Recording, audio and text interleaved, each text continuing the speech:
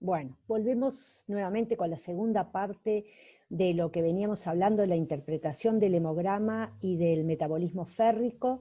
Les insisto, repasando el video anterior, que puede ser un poco complejo todo lo que les hablé sobre el equipo y cómo cuenta las distintas células. Les vuelvo a decir que están todos invitados, pueden ir en grupo si tienen alguna duda. En el laboratorio somos 6 docentes, 5 residentes y 3 licenciados que trabajamos todos los días en el laboratorio del hospital en el primer piso, así que a las órdenes, si quieren pasar por alguna duda o a conocer el laboratorio, sean todos bienvenidos. Siguiendo con lo que veníamos hablando, si nosotros nos posicionamos específicamente en la serie roja, vemos que el hemograma nos va a dar diferentes parámetros. Hablábamos, por un lado, del número de eritrocitos. Ese, en el contador hematológico que contamos en el hospital, nos lo va a dar la impedancia. Nos va a dar el número absoluto de eritrocitos que tiene esa muestra. Segundo parámetro, pero quizá el más importante por lo que nos va a significar, es la hemoglobina. La hemoglobina, ¿se acuerdan que la OMS define las anemias en función de este valor? Hablamos de anemia en el hombre cuando tiene menos de 13 gramos por decilitros de hemoglobina, teniendo en cuenta que el valor de referencia de normal de hemoglobina para el hombre es entre 13 y 15. Hablamos de anemia en la mujer que tiene menos de 12 gramos por decilitro de hemoglobina y menos de 11 gramos por decilitro en la mujer embarazada. Entonces, de acá recordar que la anemia es una enfermedad que se define por la concentración de hemoglobina, de ahí que cuando nosotros nos enfrentamos a un hemograma donde lo que estamos tratando de despistar es una anemia, es el primer parámetro que vamos a mirar, la hemoglobina. Mirando este parámetro ya hablamos de si tiene anemia y luego seguimos mirando el resto de los parámetros para poder tratar de clasificar esa anemia. El siguiente parámetro es el hematocrito, que simplemente es el volumen de los glóbulos rojos en relación al total de la sangre. Este parámetro hoy en los cantadores hematológicos se calcula, no lo mide directamente, lo calcula, sí mide los glóbulos rojos, como dijimos, sí mide la hemoglobina, calcula el hematocrito, y luego vienen los índices eritrocitarios o índices hematimétricos de la serie roja. ¿Cuáles son estos índices? El primero es el volumen corpuscular medio, o VCM, que es el promedio del volumen de cada eritrocito. Es un parámetro muy estable en el tiempo, es un parámetro muy importante que el equipo mide, no lo calcula, lo mide, y que permite clasificar las anemias en normocíticas, microcíticas o macrocíticas. El volumen corpuscular medio normal está entre 80 y 100 femtolitros, por ende, cuando tenemos un volumen corpuscular medio menor a 80, hablamos de microcitosis o microcítica. Primero nos habíamos mirado la hemoglobina está descendido. Segundo, miramos el volumen, un volumen descendido, hablamos entonces de una anemia microcítica. Si el volumen está entre 80 y 100, hablamos de una anemia normocítica, y cuando este volumen es mayor a 100, hablamos de una anemia macrocítica. El segundo índice hematimétrico es la hemoglobina corpuscular media, o HCM, que es el valor medio del contenido de hemoglobina de los glóbulos rojos circulantes. El valor normal es entre 27 y 34 picogramos y nos da una idea o identifica la cromía. Por ende, cuando este valor venimos de una anemia, porque vimos que la hemoglobina está descendido, microcítica, porque el volumen corpuscular medio está descendido, y tenemos una hemoglobina por debajo de 27, hablamos de hipocrómica. Así entonces podemos concluir en una anemia microcítica hipocrómica. Si este valor está dentro de los rangos de referencia, hablamos de normocromía. El tercer índice hematimétrico es la concentración de hemoglobina corpuscular media, CCHM. Representa, como dice ahí, concentración media de hemoglobina de cada glóbulo rojo. Se mide en gramos por decilitros o en porcentaje. También nos habla de cromía o color de ese glóbulo rojo. El valor de referencia, omití poner la diapositiva, es entre 32 y 36 gramos decilitro. Cuando está por debajo de 32, hablamos de hipocromía. El cuarto, también todos estos índices hematimétricos, la concentración media de hemoglobina, el volumen y la hemoglobina corpuscular media, la podemos calcular con estos valores, como ven acá, que por ejemplo la concentración corpuscular media de hemoglobina de antaño lo hacíamos de esta forma, calculando la hemoglobina por 100 sobre el hematocrito. Hoy por hoy esto no existe, solamente se los puse para que vean que estos índices hematimétricos también se pueden calcular.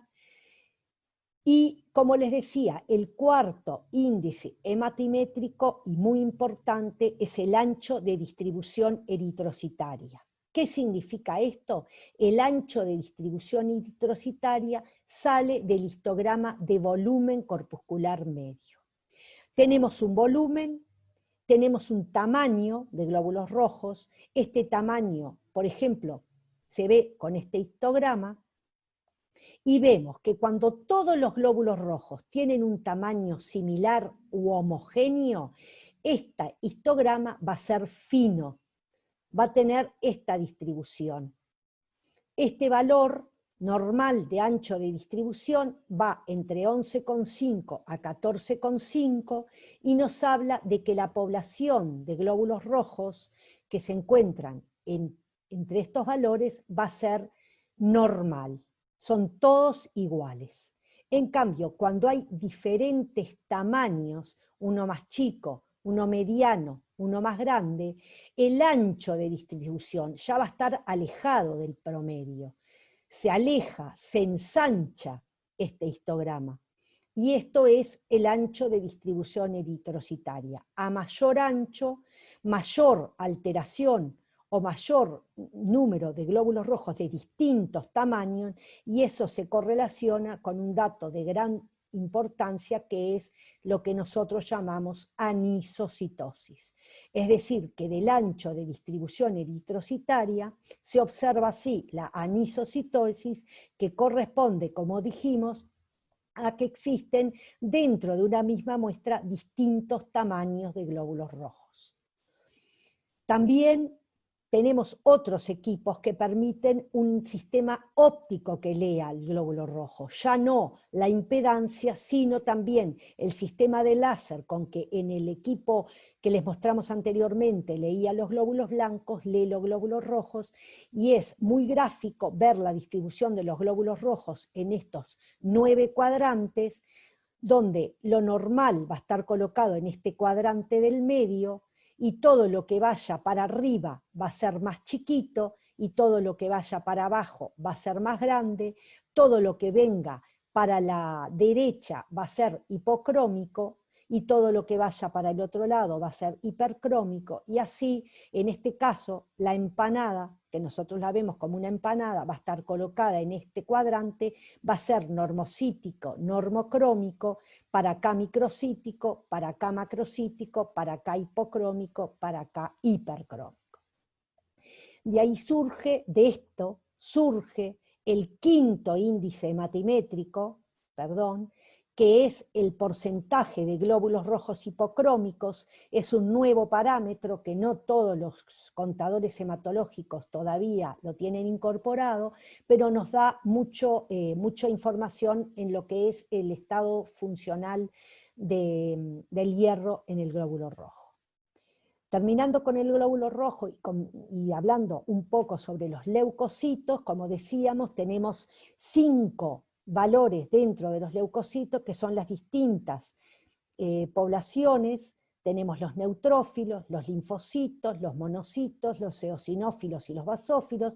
Se acuerda que nosotros los veíamos en la dispersión lumínica o en el sistema óptico.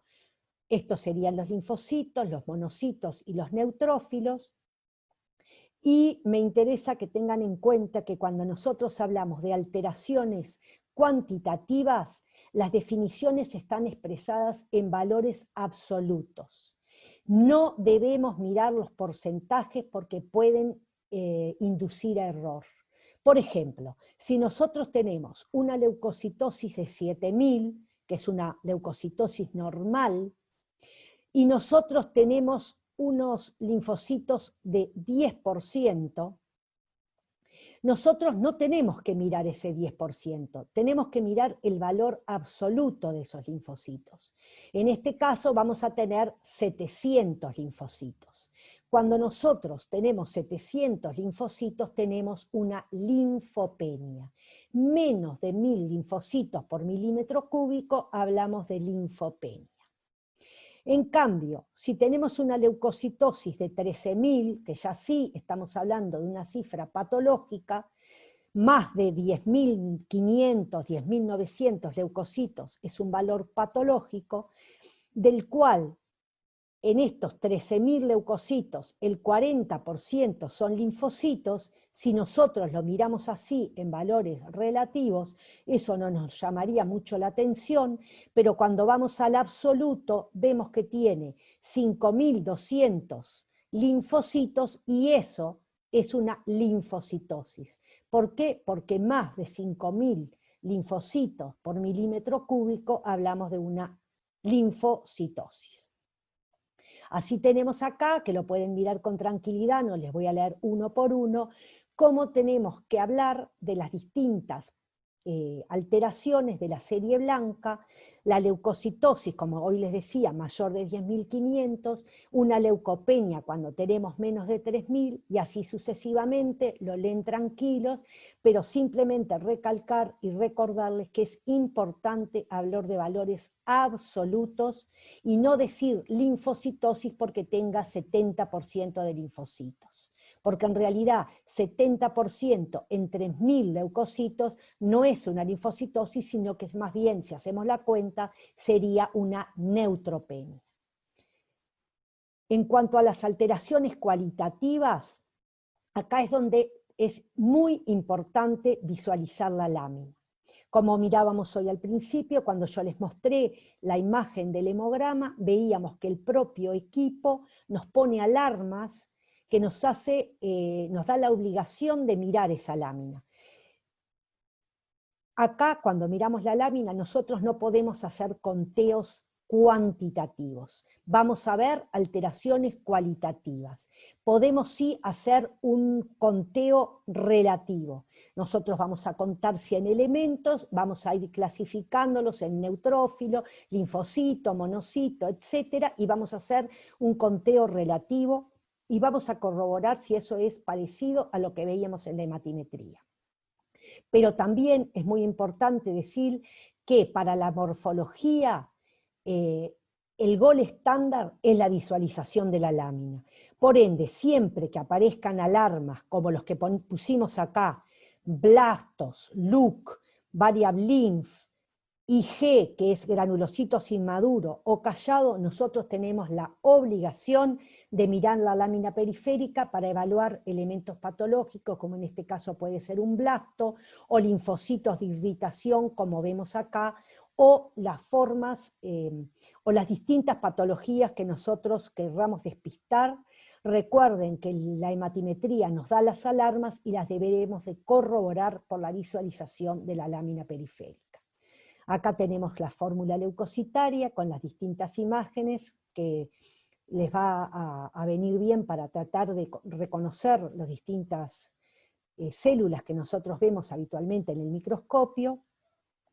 Y después tenemos lo que podemos nosotros informar en la lámina como una desviación a la izquierda, cuando existen formas inmaduras en sangre de los glóbulos blancos. Nosotros habitualmente no vemos los metamielocitos, los mielocitos, los promielocitos, y cuando vemos esto estamos obligados a poner desviación a la izquierda, mielemia, cuando hay predominio de metamielo y mielocitos, declarar y ser muy específico si vemos la presencia de blastos. Son todos elementos de gran importancia y para lo que nos sirve el hemograma en determinadas patologías hematológicas, o como les mostraba recién, linfocitos de irritación o linfocitos hiperbasófilos, los cuales nos llevarán de la mano a pedir otros exámenes para confirmar este diagnóstico. Por último, las plaquetas. Como ustedes ven, tenemos dos parámetros en nuestro hemograma de las plaquetas: el número de plaquetas y el volumen plaquetario medio. Muy importante tener en cuenta que las plaquetas muchas veces nos traen problemas en los hemogramas. Recordar que el valor de referencia para nuestro laboratorio puede cambiar, como decíamos, cada laboratorio tiene que tener sus propios valores de referencia. Nuestro valor de referencia es 150 a 450. Si tenemos una trombocitopenia, si el contador hematológico nos da que tenemos un descenso del número de plaquetas, debemos ser muy cautos y verificar realmente que estamos hablando de una trombocitopenia real o falsa, es decir, de una trombocitopenia propiamente dicha o de una pseudotrombocitopenia. Para eso es fundamental, una vez más, mirar la lámina. En una plaquetopenia, trombocitopenia o plaquetopenia verdadera, vamos a ver muy escasas láminas dispersas. En cambio, en el caso de una falsa trombocitopenia, vamos a ver acúmulos plaquetarios, vamos a ver plaquetas rodeando los polimorfos nucleares, vamos a ver distintas cosas que nos hagan sospechar que este conteo que tenemos en la hematimetría es incorrecto. Tenemos que tomar medidas, tenemos que repetir ese hemograma, pedir una nueva muestra. Podemos sospechar que haya microcoágulos en esa muestra que determinaron que tengamos acúmulos de plaquetas en el tubo, y tenemos que ser muy cautos a la hora entonces de informar una trombocitopenia. En cuanto a la realización de la lámina, existen criterios para hacer esta lámina. Cada laboratorio debe definir cuándo va a realizar una lámina. Muchas veces, como decíamos, ante alteraciones numéricas relevantes, ante alarmas que nos da el equipo, para corroborar estos recuentos plaquetarios bajos, para identificar alteraciones morfológicas como las que veíamos recién, como la desviación a la izquierda, como los blastos, o cuando tenemos alguna sospecha en que nosotros sí o sí vamos a mirar la lámina periférica. Esta lámina la podemos hacer en forma manual, como la hacemos acá, con dos láminas, colocando una gota de sangre, extendiendo esta gota, obtenemos un frotis. Este va a secarse al aire y a teñirse con Maigrun Ginza, y luego lo vamos a visualizar en el microscopio óptico. Recordar que existen, como decíamos muy al principio, también contadores hematológicos que ya en forma automática realizan el extendido y la tinción de la lámina.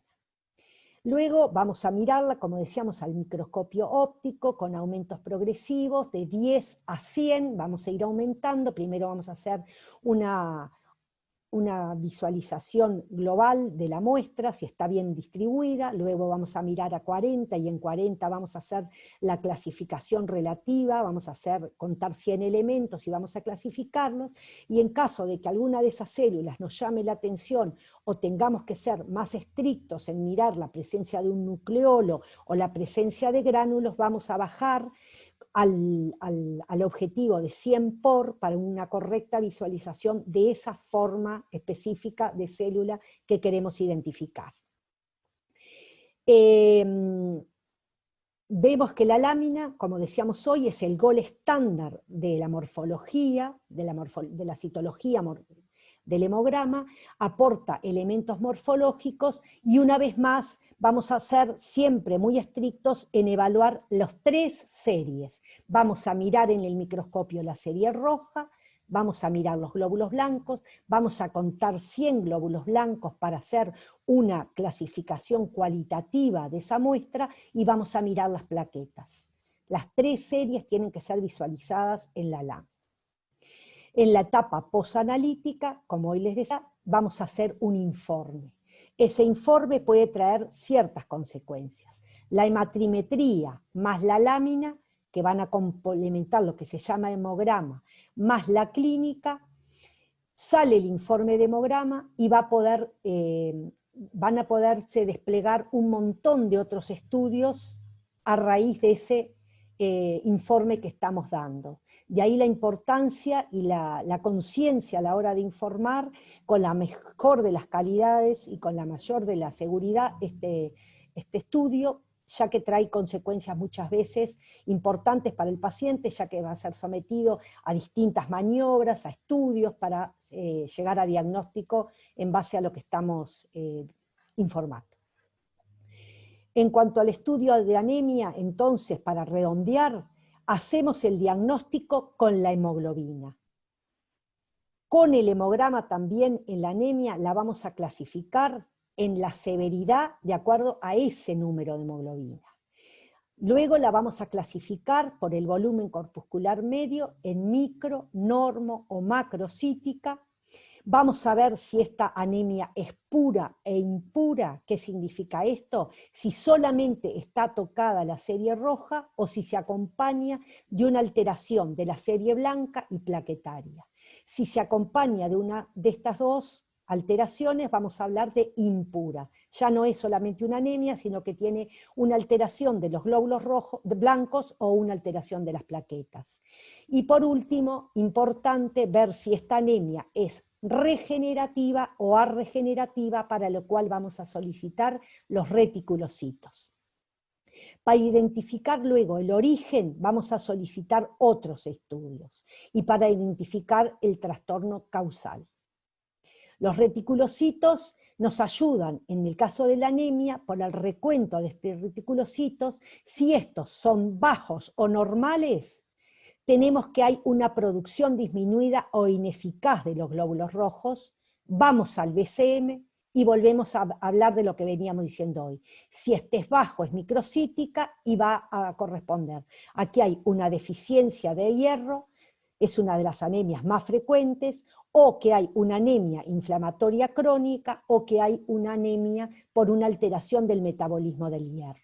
Si el volumen corpuscular es normal, hablamos de una anemia normocítica, y puede ser una aplasia medular, o una anemia aplástica, o una anemia de la inflamación crónica, o distintas patologías de la médula ósea. Y cuando el volumen corpuscular medio está aumentado, hablamos de macrocítica, y esto va a corresponder, en la mayoría de los casos, a una deficiencia de la vitamina B12 y ácido fólico, que los vamos a solicitar en el laboratorio y los vamos a estudiar, o a un síndrome mielodisplásico, o anemias de las enfermedades de la hepatopatía crónica, o a otras patologías que ustedes irán viendo en el correr de la carrera, que van a dar un volumen corpuscular aumentado. Por otro lado, cuando esta anemia se acompaña de un recuento de reticulocitos aumentado, estamos hablando de una anemia regenerativa. No está la patología en la médula ósea, ni faltan metabolitos para formar el glóbulo rojo. Acá hay una pérdida de glóbulos rojos, una pérdida excesiva de estas células, que puede ser por una hemorragia aguda o por una hemólisis. Este es un esquema sencillo para ver cómo los reticulocitos nos contribuyen en clasificar esta anemia en regenerativa o arregenerativa. Los reticulocitos podemos hacer su recuento en forma manual o automatizada. Recordemos que son los glóbulos rojos que todavía tienen un remanente de ARN, no los podemos ver en el microscopio teñidos con GIMSA, tenemos que hacer una tinción especial, en el caso de hacerla manual, vamos a usar el azul brillante de Crecil, que es un colorante que precipita en el glóbulo rojo, dejado en partes iguales sangre y este colorante en calor, media hora, realizamos un frotes y vemos esto. Estas células que tienen este precipitado adentro, que es el ARN, son los reticulocitos. Y ahí contamos entonces, si lo hacemos en forma manual, vamos a contar el valor relativo de reticulocitos. Si lo hacemos en el contador hematológico, que también lo podemos hacer, con un tubo especial donde está el colorante que les decía, vamos a tener un conteo absoluto de los reticulocitos. En cuanto a lo que hablamos del estatus férrico en el hemograma, hoy les decía que de acá sale lo que yo les contaba de los glóbulos rojos hipocrómicos, de esta gráfica, del hemograma importante, el volumen corpuscular medio, ¿se acuerdan que habla del tamaño? La hemoglobina corpuscular media y la concentración corpuscular media de hemoglobina habla de la cromía, habla del color del glóbulo rojo, y el ancho de distribución eritrocitaria habla de la anisocitosis, habla de los diferentes tamaños que conviven en esa muestra de sangre. En cuanto al estatus férrico, al metabolismo férrico, vemos, vamos a hablar rápido de los nuevos parámetros. Los nuevos parámetros, como les decía, tenemos los glóbulos rojos hipocrómicos, que son el porcentaje de hematíes hipocrómicos, y corresponde al porcentaje de la población que tienen un contenido de hemoglobina está acá, menor a 28 gramos por decilitro. Este parámetro refleja la hemoglobinización de los hematíes en los últimos 120 días. Es un parámetro que mide para atrás qué está pasando en ese glóbulo rojo en los últimos 3 meses. ¿Esto por qué? Porque la vida media del glóbulo rojo es 120 días. Como les decía hoy cuando les mostré esta imagen al empezar este nuevo teórico, lo normal es hasta 3,5. Es decir, que esto se corra un poquito acá y que tengamos de esta población un 3,5% de estos glóbulos rojos hipocrómicos. Cuando este porcentaje aumenta, cuando tenemos 10, 20, 40% de glóbulos rojos hipocrómicos, lo que nos está informando, lo que nos está dando este dato, es que existe una deficiencia funcional del hierro. Este parámetro, como ya les conté hoy, todavía no está en todos los hemogramas, no está en todos los lugares, pero es un parámetro muy interesante, muy importante, que va a traer mucho de qué hablar y lo utilizan mucho los nefrólogos para evaluar un poco lo que es la medicación del paciente con insuficiencia renal en cuanto al aporte de hierro y al aporte de eritropoyetina. Otro nuevo parámetro muy interesante que en uno de los artículos lo vamos a analizar es la cantidad de hemoglobina del reticulocito. Este parámetro viene cuando realizamos el recuento automatizado de los reticulocitos. Este parámetro representa la cantidad de hemoglobina del reticulocito, refleja la disponibilidad del hierro para realizar la hemoglobinización en los últimos 2 días. Es muy sensible a cambios rápidos en la disposición del elemento hierro y tenemos que los valores serían, cuando tenemos menos de 29 picogramos, predice un déficit de hierro.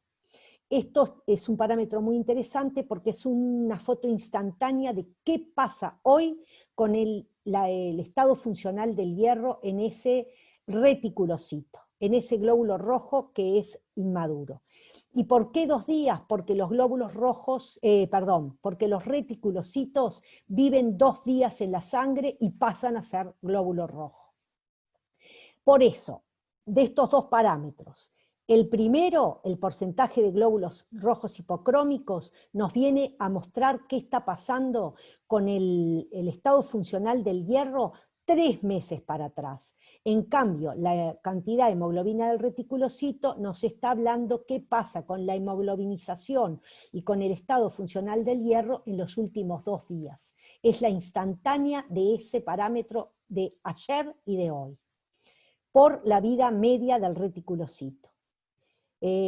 Claramente esto no es para que lo aprendan, ni mucho menos, es simplemente darles una información de parámetros que estamos tratando de implementar y que serán de utilidad, que vienen gratis en el hemograma y en la reticulocitosis y que nos pueden aportar muchas cosas a la hora de estudiar anemia, sobre todo la anemia en la enfermedad inflamatoria crónica. En cuanto al metabolismo hierro, ya entrando en esto específicamente, en el metabolismo del hierro, sabemos que tenemos 4 parámetros que hoy integran el metabolismo férrico en el laboratorio. La ferritina, la transferrina, el índice de saturación de la transferrina y la sideremia. Entendemos por ferritina la principal proteína de almacenamiento.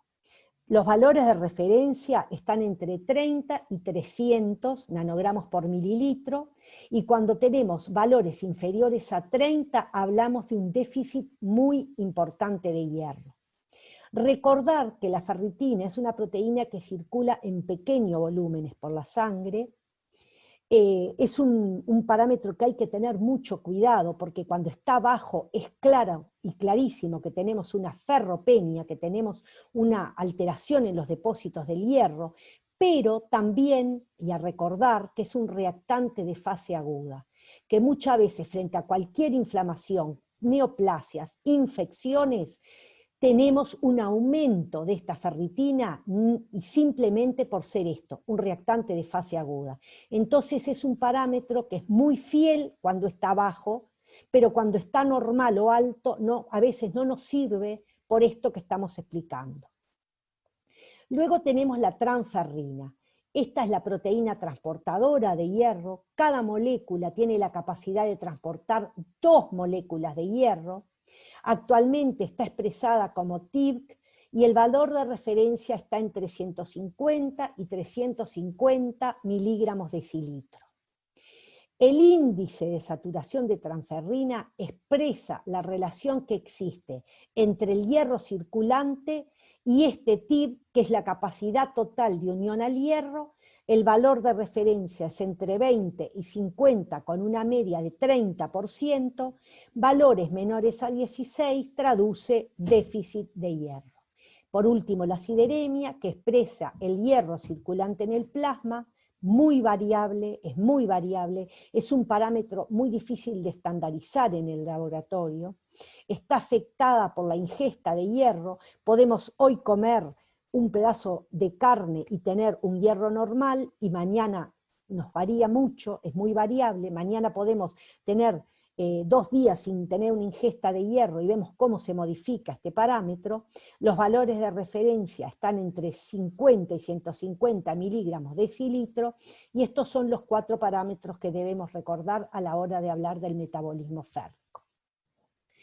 La etapa preanalítica de estos parámetros, acá sí es fundamental el ayuno, porque vamos a usar el suero. En el otro caso contábamos las células, por eso no era tan trascendente el ayuno. Acá sí, acá tenemos que tener un suero límpido para poder realizar estos estudios en los equipos automatizados del sector de bioquímica del laboratorio.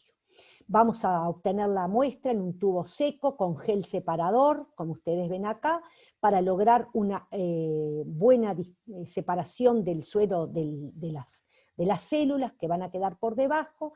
Debemos evitar la hemólisis, debemos evitar realizar este estudio en un suero ictérico, en un suero lipémico. Tiene que ser un suero límpido. Como decíamos, en el caso de la sideremia es muy estricta que la muestra sea de buena calidad para poder realizar una correcta dosificación de la misma.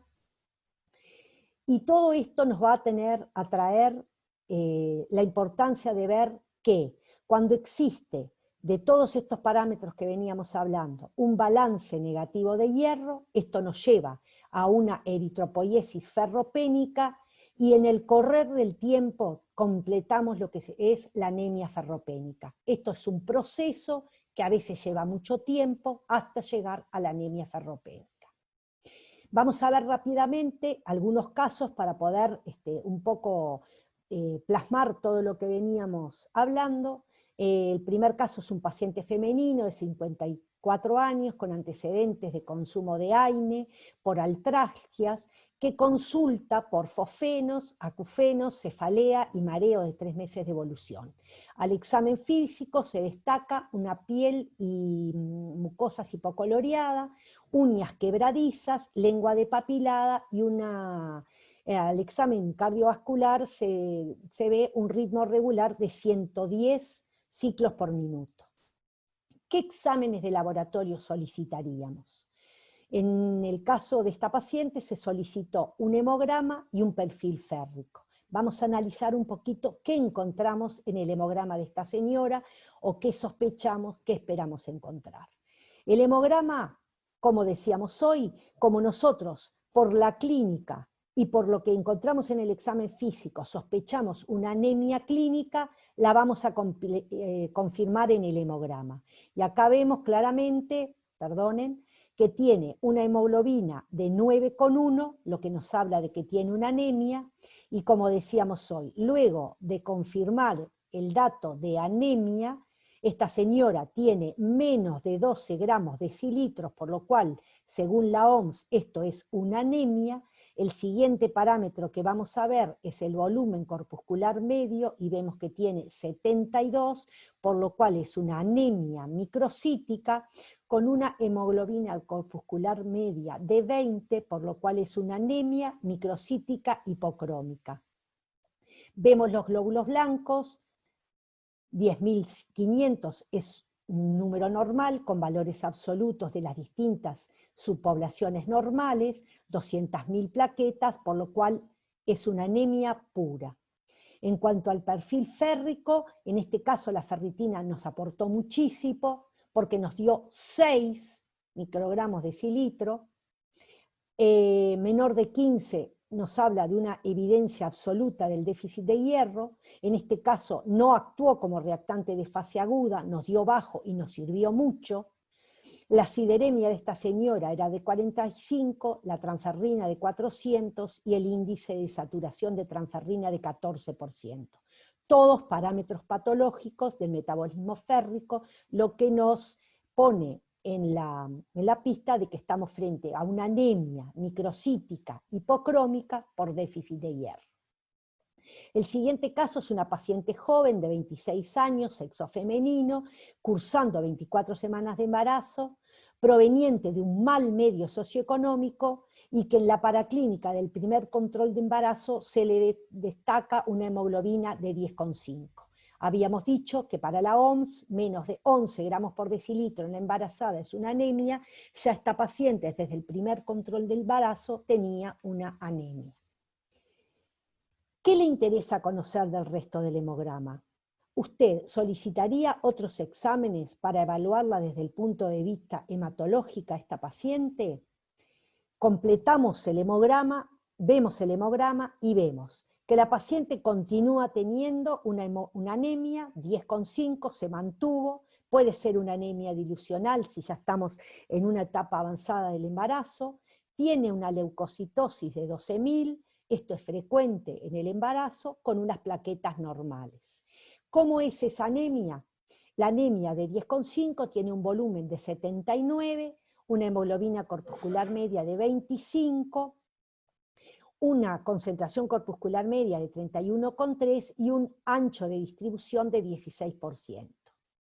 En cuanto al perfil férrico, vemos una ferritina de 31, una sideremia de 69, transferrina de 380 y índice de saturación de 20%.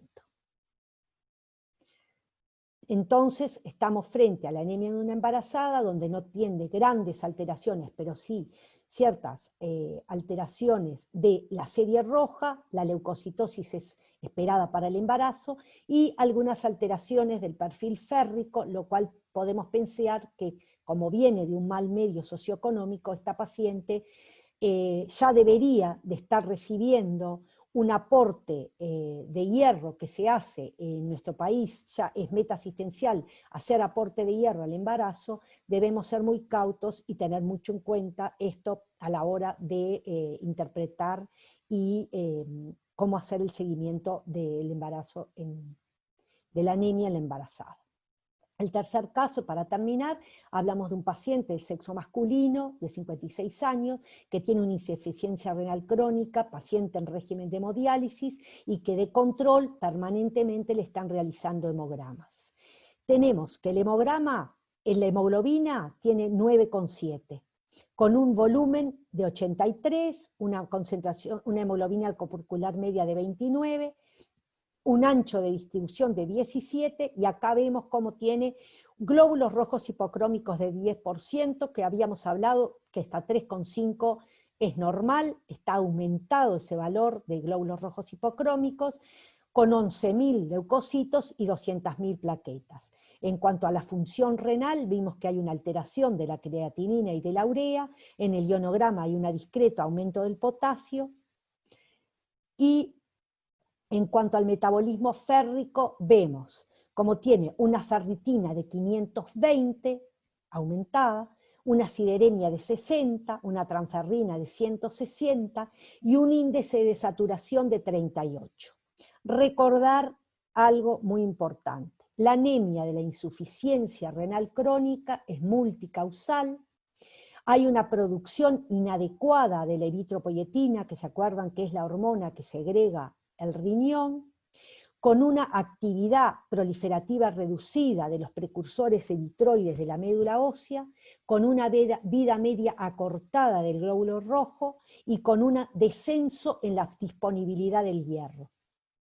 Por la inflamación que hay en esta médula ósea, por toda esta enfermedad, hay un descenso en esta disponibilidad del hierro, hay una alteración en el estado funcional del hierro, por eso está aumentado el porcentaje de glóbulos rojos hipocrómicos. Estos pacientes se tratan, por un lado, con eritropoyetina, ya que sabemos que el riñón es el productor de esta hormona y no la produce porque es un riñón que tiene una patología.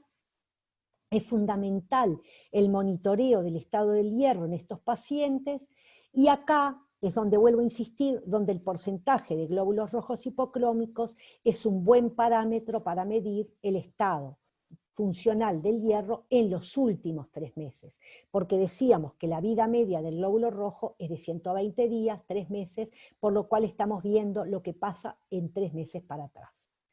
A recordar, en suma, la etapa preanalítica es crítica para obtener resultados de calidad cuando nosotros realizamos cualquier estudio de laboratorio, en este caso puntual el hemograma.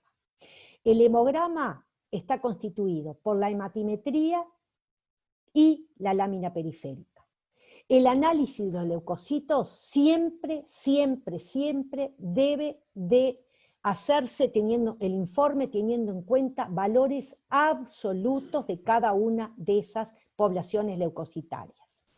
La anemia se define por el nivel de hemoglobina. Se cuenta con nuevos parámetros para evaluar el estado funcional del hierro en la hematimetría y en los recuentos reticulocitarios automatizados, y el perfil férrico debe interpretarse siempre en el contexto clínico del paciente y conociendo, como decíamos hoy, las limitaciones del mismo. Muchas gracias. Les ponemos acá una cantidad de bibliografía para que puedan consultar, y como les vuelvo a decir, cualquier cosa estamos a las órdenes en laboratorio. Muchas gracias y espero haber sido lo más clara posible. Que pasen muy bien.